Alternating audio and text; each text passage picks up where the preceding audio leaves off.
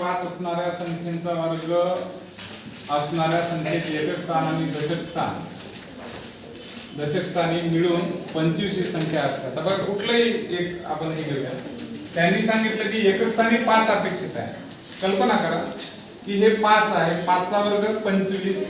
तर त्यांनी सांगितलेला शब्द काय आहे बारकाईने लक्षात ठेवा की त्यांनी सांगितलं की तुमच्या एकक स्थानी आणि दशक स्थानी काय असतं तर 25 हा अंक बनतो. पहा बारकाईने बनला.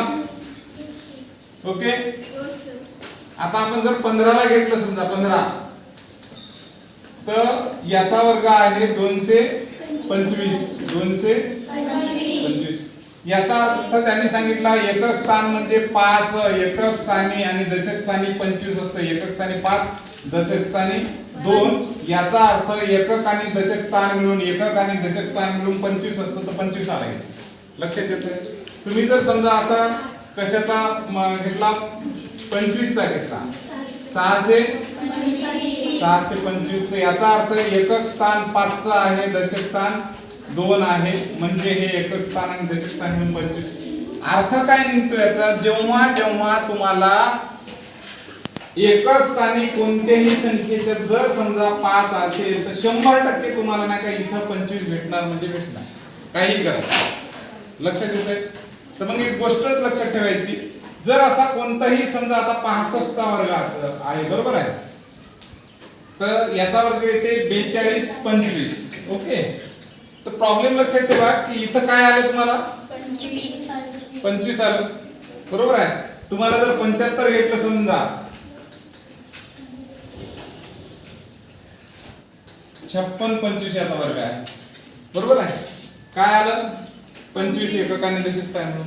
बारकाईने लक्षात ठेवायचं जेव्हा जेव्हा तुम्हाला कुठलाही संख्या 5 15 25 35 45 55 65 75 85 95 असा वर्ग काढायचा असेल तर तुम्ही लक्षात ठेवायचं इकडला आकडा 25 सहज असला पाहिजे. मग स्कॉलरशिप मध्ये प्रश्न जेव्हा येतो तेव्हा तुम्हाला सहजपणे लक्षात येतं की अशा कुठल्याही ज्याच्या एकक स्थानी 5 आहे त्याच्या इकडे 25 अपेक्षित आहेत उत्तरामध्ये.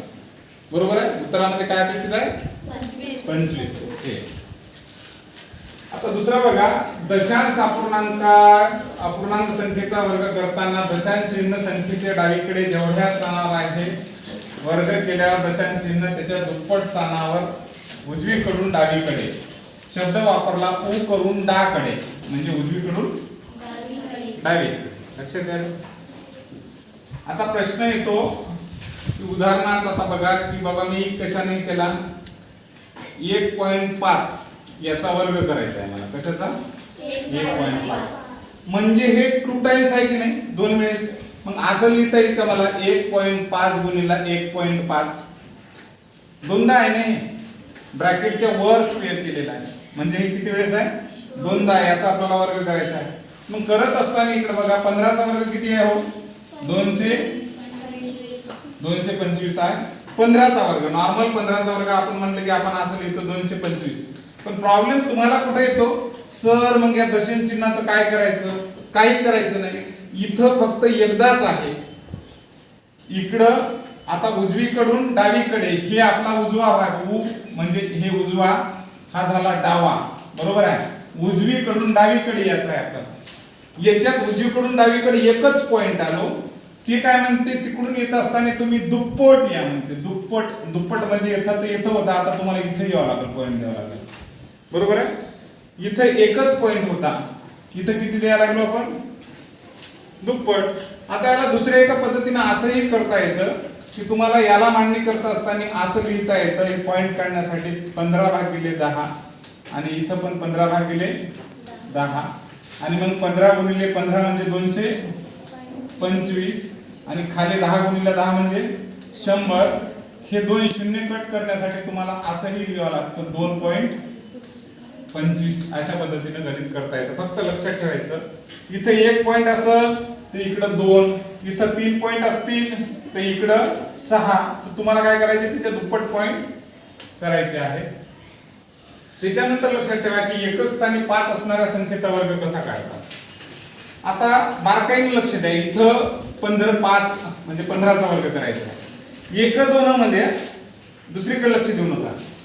1 2 म्हणजे 1 च्या नंतर कोण आहे एक दोन मध्ये याचा गुणाकार करायचा 1 2 2 आणि याचा वर्ग इथं लिहून ठेवायचा 5 चा वर्ग तर 15 चा वर्ग पहा 225 झाला 15 चा वर्ग किती 225 आता 15 ऐवजी तुम्हाला समजा असं करायचं आहे की 25 चा वर्ग करायचा आहे कितीचा 1 2 मध्ये 2 च्या नंतर कोणी आलं 3 याचा गुणाकार 32 5 चा वर्ग इथं वर्ग लिहून टाकायचा 5 चा वर्ग 6 से 25 25 चा वर्ग झाला बरोबर आहे पुन्हा तुम्हाला जर समजा 35 चा वर्ग करायचा असेल पहा मी कशी गंमत करायलो 7 च्या पुढे 3 च्या पुढे 4 येतो 3 चोक 12 इथं लिहिले 3 च्या पुढे येत असतं 1 2 मध्ये 4 3 चोक 12 आणि 5 चा वर्ग 25 म्हणजे 35 चा वर्ग किती या लागला